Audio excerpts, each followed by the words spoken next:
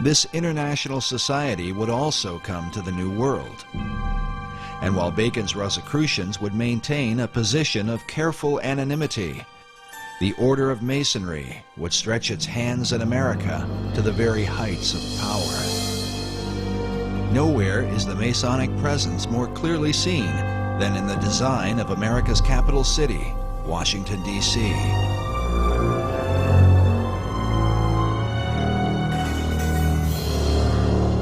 Yes, Washington, D.C. is completely based on Masonic architecture. The whole architecture is laid out in an occult manner with Masonic symbology.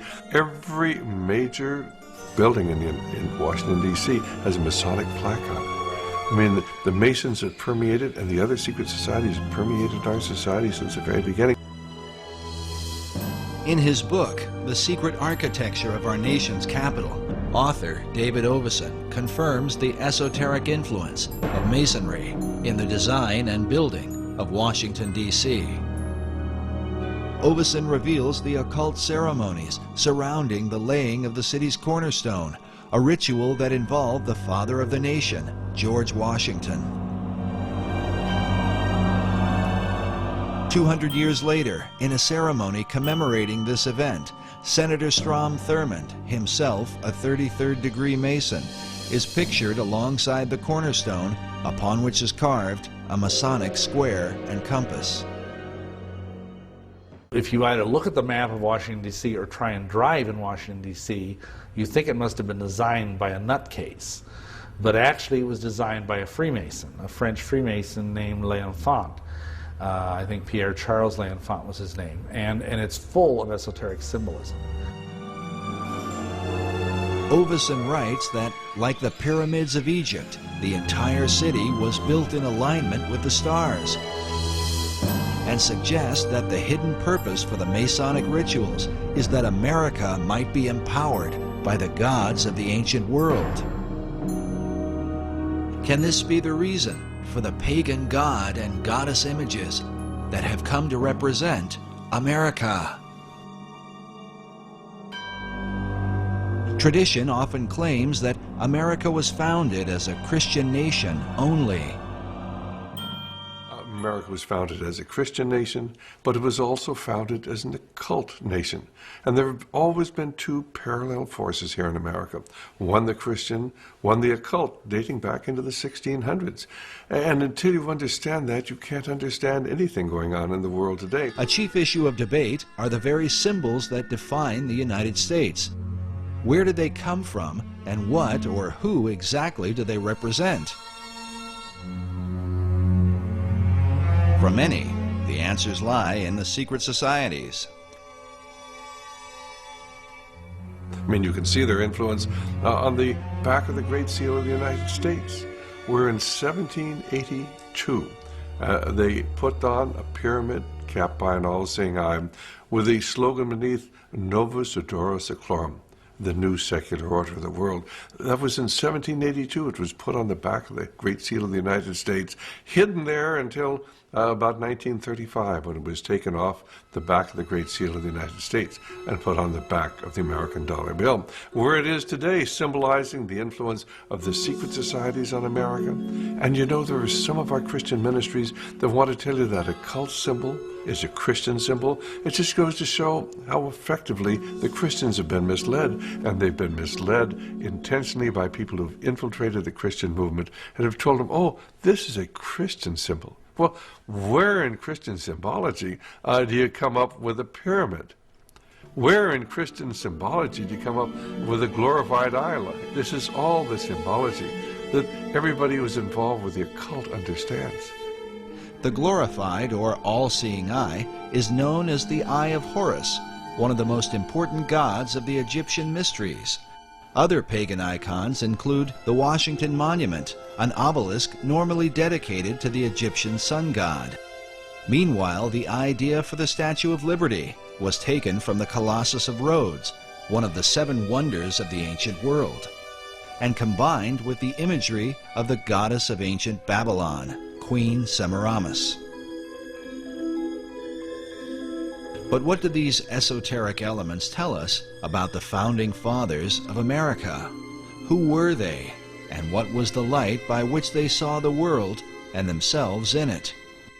The majority of the people who were in founding fathers were either deists, or else they were free thinkers, or they were Rosicrucians, or they were Masons, or they were all. The chief source of contention is the involvement of the founding fathers with secret societies, namely Freemasonry. Certainly at the time when the Declaration of Independence was signed, many of these people were involved in Masonry, no question at all about it. But it wasn't because they were dedicated to the esoteric principles of Masonry. Many of these people were strong Christians.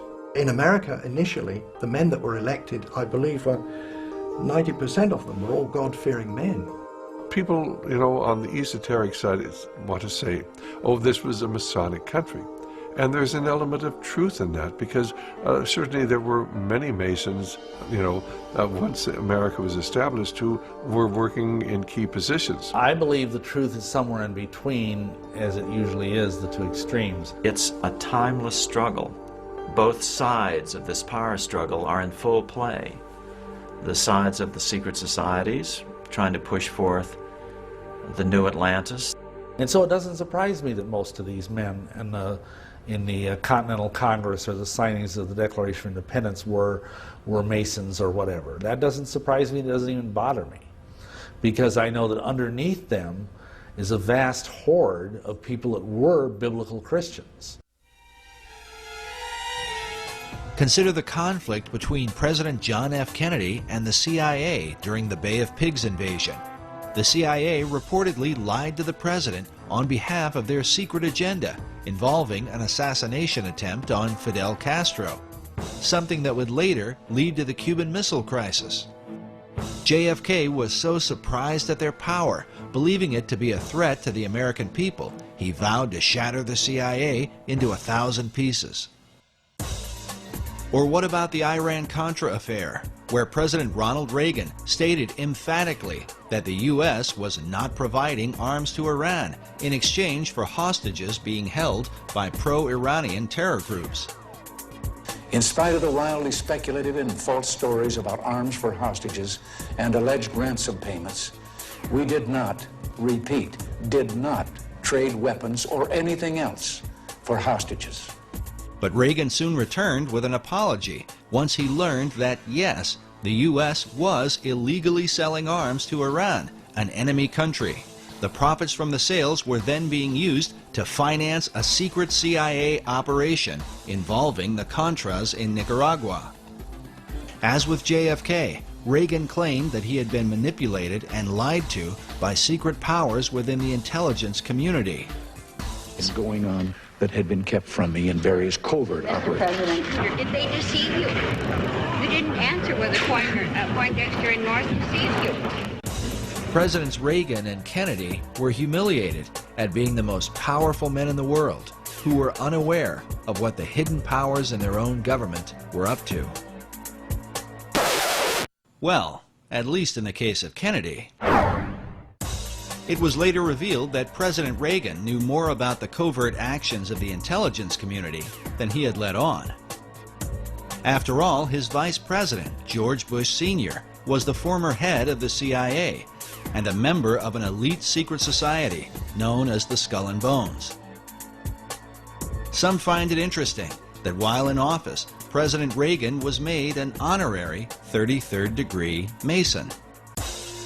Since then, America's presidents have all been members of secret orders, including Skull and Bonesman George W. Bush, whose war on terror is said by some to have sparked the beginnings of World War III.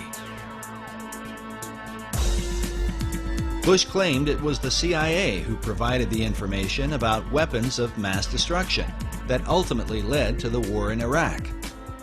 As of the making of this documentary, that information has turned out to be false. An intelligence error?